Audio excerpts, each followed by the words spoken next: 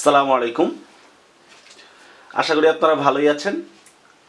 আমাদের এইচএসসি বাংলা সহপাঠে আপনারা অনেকেই জানিয়েছেন যে সিরাজউদ্দৌলা নাটকটার অনুধাবন বা চরিত্রগুলো বুঝতে অনেক সমস্যা হয়, বিশেষত কে সিরাজের পক্ষে কে সিরাজের বিপক্ষে।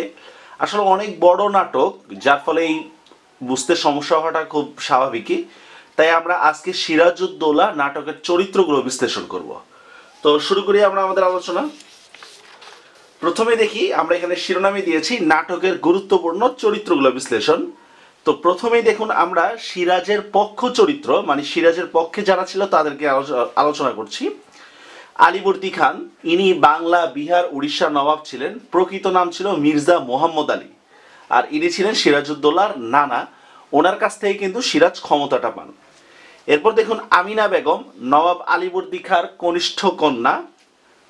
তার জ্যেষ্ঠ পুত্র সিরাজ ও কনিষ্ঠ পুত্র মির্জা মাহদি। তাহলে এখান থেকে আরেকটা জিনিস বোঝা গেল, সিরাজের একটা ভাই আছে যার নাম কি মির্জা মাহদি।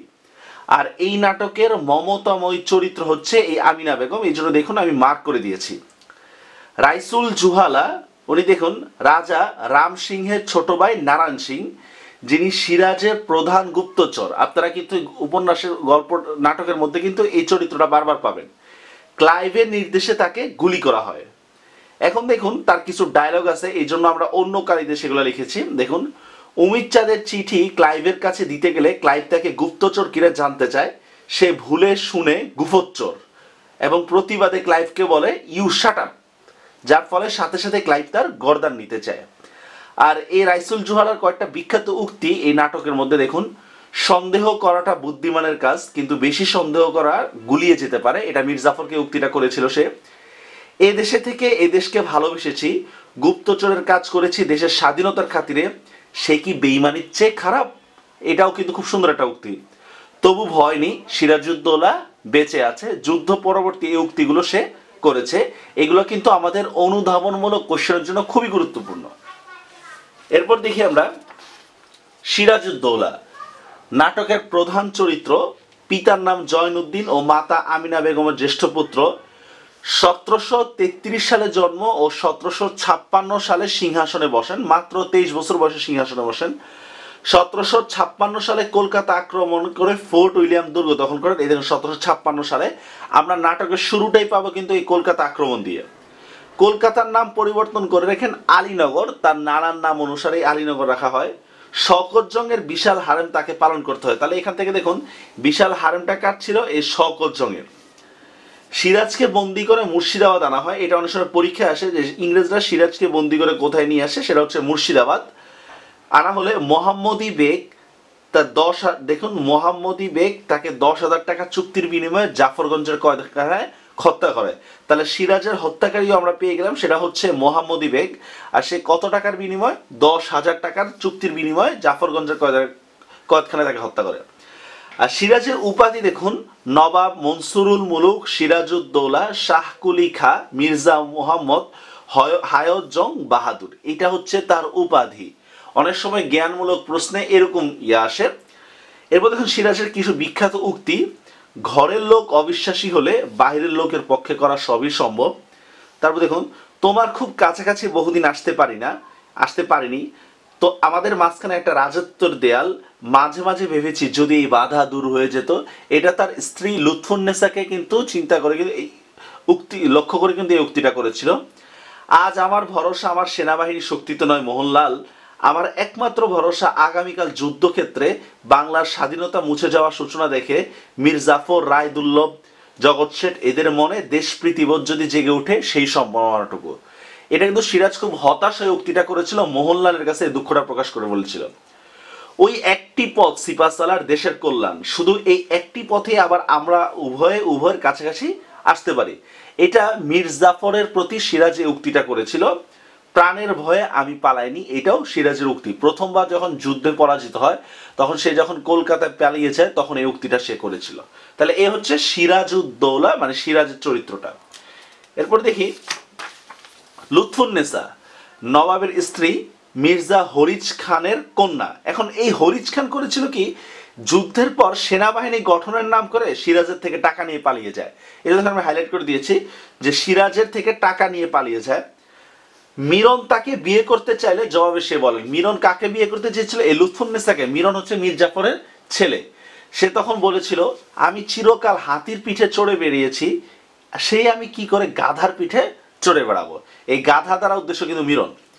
সিরাজকে বন্দি করে মুর্শিদাবাদে নেওয়া হয় আর লুৎফুন্নেসাকে আনা হয় ঢাকায়। তারপর দেখুন মোহনলাল নবাবের বিশ্বস্ত একজন সেনাপতি, শওকত জংয়ের বিরুদ্ধে লড়াইয়ে তিনি সেনাপতির দায়িত্ব পালন করেন। সিরাজ তাকে দেওয়ানখানার পেশকার বানিয়েছিলেন। পলাশির প্রান্তরে যুদ্ধ বন্ধ করতে চায়নি। এগুলো কিন্তু সব জ্ঞানমূলক কোশ্চেনের একটা হিন্টস। মীর জাফর যখন পলাশির যুদ্ধে যুদ্ধ বন্ধ করতে চেয়েছিল, এই মোহনলাল কিন্তু তার প্রতিবাদ করে। ক্লাইভের আদেশে তাকে গুলি করে হত্যা করা হয়। আর তার বিখ্যাত উক্তি, আমার শেষ যুদ্ধ পলাশিতেই। মীর মর্দান একজন কৌশলী যোদ্ধা ও দেশপ্রেমিক সেনাপতি। নবাবের সবচেয়ে বেশি বিশ্বাসভাজন ব্যক্তি ছিলেন এই মীর মর্দান।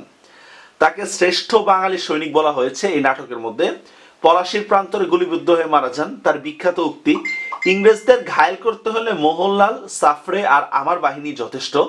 আমার প্রাণ থাকতে নবাবের কোনো ক্ষতি হবে না। এটা হচ্ছে মীর মর্দানের উক্তি। নিপীড়িত একজন ব্যক্তি, দেখুন, লবণ বিক্রি না করায় কুঠির লোকজন তার বাড়িঘর জ্বালিয়ে দেয় ও তার গর্ভবতী স্ত্রীর উপর ইংরেজরা শারীরিক নির্যাতন করে ও খুন করে ফেলে। নিপীড়িত ব্যক্তি। আর এই ব্যক্তিকে দেখে দেখবেন যে রায়দুল্লভ অস্ত্র বের করেছিল এই ব্যক্তির এই শোচনীয় অবস্থা দেখে। আচ্ছা, এরপর দেখি এরা সব কিন্তু সিরাজের পক্ষ চরিত্র, এরা কেউ সিরাজের সাথে গাদ্দারি করেনি।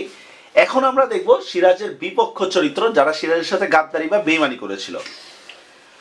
ঘসিটি বেগম নবাব আলীবর্দী খানের জ্যেষ্ঠ কন্যা, সিরাজের খালা ও শওকত জংয়ের পালক মাতা। দেখুন, নিয়ম অনুসারে কিন্তু ক্ষমতা পাওয়ার কথা ছিল শওকত জংয়ের, যেটা আমরা পূর্ববর্তী ভিডিওতে দেখিয়েছিলাম।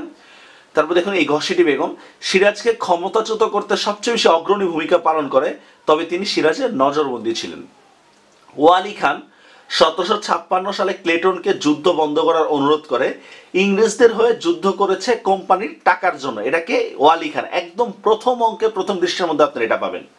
আর ওনার একটা উক্তি আছে, বাঙালি কাপুরুষ নয়। ক্লেটন 1756 সালে কলকাতার দুর্গ আক্রমণের সময় বাঙালি সৈনিকদের সিরাজের বিরুদ্ধে অনুপ্রাণিত করে। মিরন মীর জাফরের পুত্র, মোহনলালের গুপ্তচর তার জীবনটা অতিষ্ঠ করে ফেলে। এই ডায়লগটা কিন্তু আপনারা পাবেন নাটকে। তার আদেশে সিরাজ ও তার বড় ভাই, তার ভাই মির্জা মাহদিকে হত্যা করা হয়। তারপর দেখুন তার একটা উক্তি আছে সিরাজকে কেন্দ্র করে, আসামির আবার সেই অধিকার থাকে নাকি। এটা মির্জা যখন ষড়যন্ত্র করছিল তখন এই মিরনের একটা উক্তি আছে, আসামির আবার সেই অধিকার থাকে নাকি, মানে আত্মপক্ষ সমর্থনের অধিকার থাকে নাকি। এরপর দেখি আমরা মীর জাফর, প্রকৃত নাম জাফর আলী খান। মীর জাফরের প্রকৃত নাম জাফর আলী খান, সিরাজের প্রধান সেনাপতি, পারস্য হতে হিন্দুস্তান এসেছিল। দেখুন এগুলো সব জ্ঞানমূলক প্রশ্নের জন্য খুবই গুরুত্বপূর্ণ। একদিনের জন্য হলো মসনদে বসার স্বপ্ন দেখত সে। সিরাজ তাকে সন্দেহ করলে কোরআন ছুঁয়ে দেশের পক্ষে তাকে শপথ নেয়। পলাশির প্রান্তরে যুদ্ধ বন্ধের আদেশ দেয় এই মীর জাফর। আর তার একটা বিখ্যাত উক্তি আছে, আমাদের কারো অদৃষ্ট মেঘমুক্ত থাকবে না শেঠজি, সবাই মিলে আমরা, আরেকটা উক্তি, সবাই মিলে আমরা বাংলাদেশকে বিক্রি করে দিচ্ছি না তো। যখন ক্লাইভের সাথে তার একটা চুক্তি হয় তখন সেই উক্তিটা করেছিল যে আমরা কি আসলে বাংলাদেশটাকে বিক্রি করে দিচ্ছি। রায়দুল্লভ বিহারের ডেপুটি গভর্নর জান কারিমের ছেলে রায়দুল্লভ। সে ছিল উড়িষ্যার পেশকার, পরে দেওয়ানি প্রাপ্ত হয়। সিরাজের সাথে বিরোধ থাকায় তাকে পদোন্নতি দেওয়া হয়নি। ষড়যন্ত্রের পূর্বে গোপন মন্ত্রণায় একটা একরারনামায় একটা সই চায়, কারণ এই জগৎ শেখ রায়দুল্লভ তাদের মধ্যে একটা মানে দ্বিধাদ্বন্দ্ব ছিল, আসলে যদি সিরাজের পতন হয় ইংরেজরা আসলে আমাদেরকে কি দিবে। সিরাজের পতন হলে তারপর দেখুন ছদ্মবেশে মিরনের দরবারে প্রবেশ করে সে। মাসে মাসে জগৎ শেঠের থেকে টাকা নিয়ে সে চলে। আর সিরাজের পতন হলে সে সেনাপতির পদ দেওয়ার লোভ দেখায় মিরন। অর্থ আত্মসাতের অভিযোগে মিরন তাকে শেষ পর্যন্ত মৃত্যুদণ্ড দেয়। বাংলা একটা কথা আছে, পাপ বাপের ছাড়ে না, ঠিক একই অবস্থা। নবাবের দরবারে অসহায় ব্যক্তিকে দেখে সে কি তরবারি কোষবদ্ধ করেন। আমরা একটু আগে দেখেছিলাম অসহায় ব্যক্তি যে লবণ বিক্রি না করে ইংরেজরা তার উপর নির্যাতন চালায়। এরপর দেখি আমরা রাজবল্লভ, বিক্রমপুরের বাঙালি বৈদ্য সম্প্রদায়ের লোক ছিল এ রাজবল্লভ। দেখুন ঢাকায় জাহাজি ফৌজ বিভাগের কেরানি ও পরে গভর্নরের পেশকার হয়। ঘসিটি বেগমের স্বামী নওজিস মোহাম্মদ গভর্নর থাকা অবস্থায় রাজবল্লভ রাজা উপাধি পান। হোসেন কুলি খার পরে সে ঢাকার দেওয়ান এবং ঢাকার শাসন কার্য পরিচালনা করা অবস্থায় নবাবের বিরুদ্ধে ষড়যন্ত্র করে। সিরাজ তাকে সন্দেহ করলে সে তুলসী পাতা ছুঁয়ে দেশের পক্ষে সে কি করে আপনার থাকার শপথ করে। মোহনলাল যখন মানে মীর জাফরের সামনে তলোয়ার খুলে দাঁড়ায় তখন তার সামনে চোখের সামনে কেয়ামতের ছবি ভেসে ওঠে। তার মতে নবাবের রাজভান্ডার লুট করলেও 3 কোটি টাকার বেশি পাওয়া যাবে না, এটা হচ্ছে রাজবল্লভের ধারণা। জগৎ শেঠ এটা কোনো নাম নয় বরং উপাধি মাত্র, যা 1744 সালে সে পায়। তার আসল নাম মহাতব চাঁদ। মহাতব চাঁদ হচ্ছে জগৎ শেঠের আসল নাম। সে ছিল মানিক চাঁদের ভ্রাতুষ্পুত্র, তৎকালীন বিখ্যাত ধনী ব্যক্তিত্ব। আর এই জগৎ শেঠ পলাশীর প্রান্তরের সব যুদ্ধের খরচ বহন করে। ষড়যন্ত্রের পূর্বে নিজের স্বার্থ সম্পর্কে নিশ্চয়তা চান এই জগৎ শেঠ। আপনারা একটা উক্তি পাবেন এরকম যে কে কি পাইছে জানি না, কিন্তু আমার কিছু পাইলেই হয়। শকরজং সম্পর্কে তার উক্তি, শকরজং নিতান্তে অকর্মণ্য, ভাঙের গেলাস ও নাচনেওয়ালি ছাড়া সে কিছুই জানে না। শকরজং নবাব হলে নবাব নাম মাত্র, আসল কর্তৃত্ব থাকবেন ঘসিটি বেগম ও তার নামে দেশ শাসন করবে এই রাজবল্লভ। এটা হচ্ছে শকরজং সম্পর্কে তার উক্তি। এরপর দেখি আমরা হলওয়েল। এর প্রকৃত নাম জন জেফিনিয়া, উপাধি সার্জন, কোম্পানির ঘুষখোর ডাক্তার। ক্লেটনকে নবাবের কাছে আত্মসমর্পণের পরিষ্কার দেন। আর সেই কিন্তু নবাব মানে 1756 সালে কলকাতা আক্রমণের সময় সে বলেছিল দুর্গ নিশানে সাদা পতাকা উড়াও। ক্লাইভ মাত্র 17 বছর বয়সে ভারতে আসে। মীর জাফরকে বাংলার সিংহাসনে বসালেও প্রকৃত শাসনকর্তা ছিল সে। 1774 সালে সে আত্মহত্যা করে। নানা রকম জন্তু জানোয়ারের আদব কায়দা সম্পর্কে সে পারদর্শী ছিল। তার কুটবুদ্ধি অনুসারে উমির চাঁদের বিরুদ্ধে 2টো দলিল করা হয়। আসল দলিলে উমির চাঁদের কোনো রেফারেন্স থাকে না, কিন্তু নকল দলিলে তাকে 30 লাখ টাকা দেওয়ার কথা থাকে। আমরা পরবর্তী ভিডিওতে এই আসল নকল দলিল নিয়ে বিস্তারিত আলোচনা করব। এখন দেখুন ক্লাইভের বিখ্যাত উক্তি, যার প্রধান সেনাপতি বিশ্বাসঘাতক, যার খাজানচি দেওয়ান আমির সবাই প্রতারক, তার কোনো ক্ষমতা থাকে না। সিরাজের প্রশাসনিক ব্যবস্থার দুর্বলতা নিয়ে কিন্তু ক্লাইভ এই উক্তিটা করে। আপনি দেখুন, you are sacrificing the nawab and not the country. এটা হচ্ছে মীর জাফর যখন বলেছিল আমরা কি বাংলাদেশকে বিক্রি করে দিচ্ছি, তখন ক্লাইভ তাকে আশ্বস্ত করে এই কথাটা বলে। মোহাম্মদ ইবেক সিরাজের হত্যাকারী, 10,000 টাকার বিনিময়ে মিরনের প্ররোচনা সে নবাবকে হত্যা করে। নবাব তার কাছে 2 রাকাত নামাজ পড়ার সময় চাইল, সে লাঠির আঘাতে নবাবকে ফেলে ছুরির আঘাতে হত্যা করে। অথচ দেখুন এই নবাবের বাবা কিন্তু তাকে আপন সন্তানের মতো ভালোবাসতো, আর নবাবের মা কিন্তু তাকে হইচই করে তার বিয়ে দেয়। আর এই নাটকের সবচেয়ে জঘন্য চরিত্র হচ্ছে মোহাম্মদ ইবেক, যার বেইমানির সর্বোচ্চ সীমায় পৌঁছে গিয়েছিল এই মোহাম্মদ ইবেক।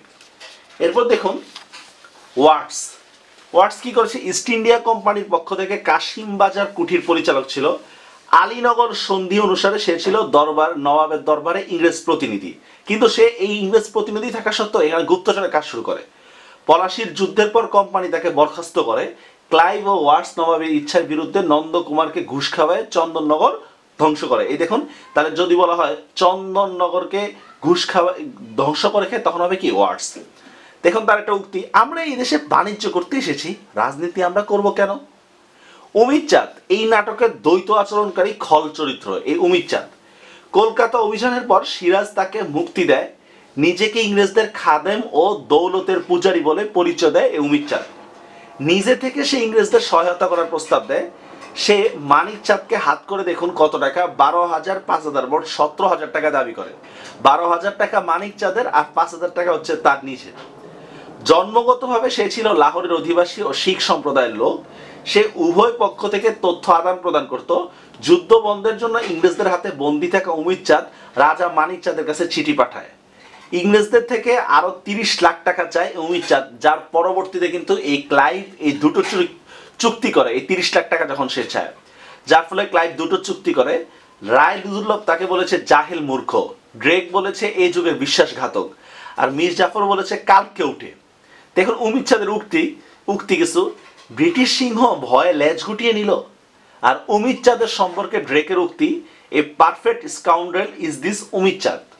আপনারা আর উমির চাঁদের বিখ্যাত উক্তি, আপনারা সশুদ্ধ খেয়েও গোপ শুকনো রাখেন, আর আমি দুধের হাড়ির কাছে যেতে না যেতে কালি মেখে গুল বাঁকা বনে যায়। এটা উমির চাঁদের উক্তি। কিন্তু আরেকটা উক্তি রয়েছে তার, দৌলত আমার কাছে ভগবানের দাদা মশাইয়ের চেয়েও বড়। তা দেখুন কি পরিমাণ স্বার্থপর ছিল অমিত চাঁদ, সে ইংরেজদের থেকেও টাকা খাইতো, ইংরেজদের আবার ক্ষতিও করতো। এরপর দেখুন ড্রেক, ইংরেজ গভর্নর ফোর্ট উইলিয়াম দুর্গ আক্রমণ প্রতিরোধ করতে চেষ্টা করেছিল, সিরাজ তার বাড়ি কামানের গোলায় উড়িয়ে দিতে বলে। কৃষ্ণবল্লভকে কেন্দ্র করে নবাবকে উদ্ধত ভাষায় চিঠি দেয় এই ড্রেক। আমরা পূর্ববর্তী ভিডিওতে দেখিয়েছিলাম কৃষ্ণবল্লভ প্রায় 50 লাখ টাকা চুরি করে কিন্তু সে চলে যায়। জর্জ অধিনায়ক অ্যানসাইক পিকারের পতনের সংবাদ দেন। এবার দেখুন 1756 সালে যুদ্ধে যারা পালিয়ে যায়, surgeon Holwell, governor Roger Drake যাকে রক্ষী গুলি করে কিন্তু বেঁচে যায়, ক্যাপ্টেন ক্লেটন যে নিজেকে ব্রিটিশ সিংহ বলে পরিচয় দিয়েছিল, ডাচ সৈন্য গঙ্গার দিকে ফটক ভেঙে চলে যায়। মানিক চাঁদ 1756 সালে কলকাতা দুর্গ দখলের পর সিরাজ তাকে আলীনগরের দেওয়ান নিযুক্ত করে। কিন্তু দেখুন এই 1756 সালে কলকাতা দখল করার পর মানিক চাঁদকে দেওয়ান নিযুক্ত করলেও সেই কিন্তু পরবর্তীতে নবাবের বিরুদ্ধে ষড়যন্ত্র করে।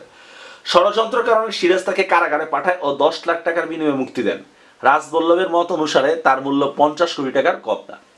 মার্টিন ড্রেক তাদের কোম্পানির ঘুষখোর কর্মচারী বলে, ঘুষ খেয়ে খেয়ে ঘুষ কথার অর্থই বদলে গেছে। এই কথাটা বলেছে হচ্ছে এই মার্টিন, এই ড্রেককে কিন্তু এই কথাটা বলে যে ঘুষ খেয়ে খেয়ে ঘুষ কথার অর্থটাই বদলে দিয়েছে। তারা কোম্পানির 70 টাকা বেতনের কর্মচারী, কিন্তু তাদের ব্যাংক ব্যালেন্স 20,000 টাকারও বেশি। শওকত জং সিরাজ তাকে বিদ্রোহী বলে ঘোষণা করে। এরপর দেখুন মীর মুন্সি নবাবের বিশ্বাসী লোক ছিল, কিন্তু রাজবল্লভের বুদ্ধিতে সে নবাবের আসল চিঠি গোপন রেখে নকল চিঠিকেই ইংরেজদের কাছে পাঠায়, মানে ইন্ধন জোগানোর কাজ করে হচ্ছে এই মীর মুন্সি। কমর বেগ মীর জাফরের গুপ্তচর ওমর বেগের ভাই, ক্লাইভের চিঠি সহ ওমর বেগ ধরা পড়ায় মোহনলালের নির্দেশে তাকে হত্যা করা হয়। তো এই হচ্ছে আমাদের সিরাজের পক্ষ বিপক্ষ চরিত্রগুলো। আপনারা যদি এগুলো আত্মস্থ রাখতে পারেন তাহলে অনুধাবনমূলক কোশ্চেন ও জ্ঞানমূলক প্রশ্নের ব্যাপারে আপনাদের কোনো সমস্যা থাকবে না। ভিডিওটি কেমন লেগেছে তার কমেন্টে জানাবেন, ভালো লেগে থাকলে অন্যদের সাথে শেয়ার করবেন। আসল কথা হচ্ছে, সত্য কথা এই যে অনেক শিক্ষামূলক গ্রুপ রয়েছে ফেসবুকে যারা আসলে শিক্ষার ক্ষেত্রে খুবই কনজারভেটিভ মাইন্ড ফলো করে, তারা অন্যদের কোনো কিছু শেয়ার বা সাপোর্ট করতে চায় না। যাই হোক, শিক্ষক হিসাবে এটা কাম্য না। আপনারা আপনাদের বন্ধু বান্ধবের সাথে এগুলো শেয়ার করবেন। পরবর্তী কোনো ভিডিওতে দেখা হবে। আল্লাহ হাফেজ।